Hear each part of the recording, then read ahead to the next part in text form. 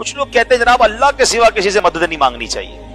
ٹھیک ہے جناب, کیا کہتے ہیں؟ غیر اللہ سے مدد مانگنا شرک ہے. قرآن کیا کہہ رہا ہے؟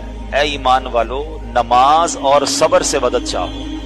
نماز اللہ ہے؟ جواب دیجئے نا. صبر خدا ہے؟ نہیں. تو جب نماز اور صبر سے مدد مانگنے کا قرآن حکم دے رہا ہے تو اس کا مطلب غیر اللہ سے مدد مانگنا تو شرک نہیں ہو سکتا. اے نبی صلی اللہ علیہ وآلہ وسلم, کہہ دو کہ میں تو اپنے پروردگار ہی کی عبادت کرتا ہوں اور کسی کو اس کا شریک نہیں بناتا.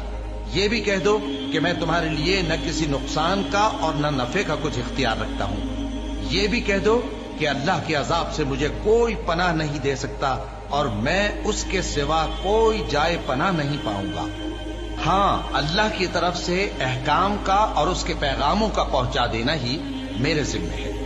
اور جو شخص اللہ اور اس کے پیغمبر کی نافرمانی کرے گا تو ایسوں کے لیے جہنم کی آگ ہے, وہ ہمیشہ ہمیشہ اس میں رہیں گے